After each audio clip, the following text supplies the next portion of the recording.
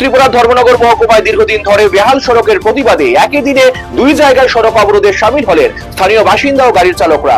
বৃহস্পতিবার সকালে ধর্মনগর কদমতলা সড়কের নতুন বাজার এলাকায় এবং কদমতলা বাজার সংলগ্ন কদমতলা তারাপুর রানীবাড়ি সড়কে পৃথকভাবে অবরোধে করে ওঠে। এতে কয়েক ঘন্টা যান চলাচল সম্পূর্ণ ব্যাহত হয় এবং রাস্তার দুপাশে দীর্ঘ যানজটের সৃষ্টি হয়। এই রাস্তার এই বেহাল অবস্থা। এটা কোন জায়গা? এটা বর্তমানে নতুন বাজার পয়েন্টে আছি আমরা নোয়াপাড়া স্ট্যান্ডার্ড ড্রাইভার, আমরা ডেইলি চলাচল করতে হয় কদমতলা ধর্মনগর। এই কিন্তু রাস্তার যে অবস্থা, এই অবস্থায় আমরা মাত্র দুইবার যাওয়ার পরে আর যেতে পারি না, শরীরের অবস্থা খারাপ হয়ে যায়। রাস্তাতে যে বড় বড় গাথা আছে, অনেক গরিবের মধ্যে অত বড় একটা পুকুর নেই, আপনারা গেলে সামনে গেলে দেখতে পারবেন।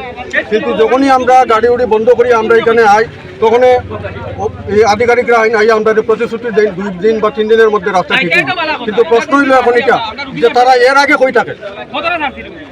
এই যে রাস্তা আমরা অবরোধ করার পরে তখন তারা প্রতিশ্রুতি দেয়। আজকে এখানে আমরা রাস্তা অবরোধ করার পরে কে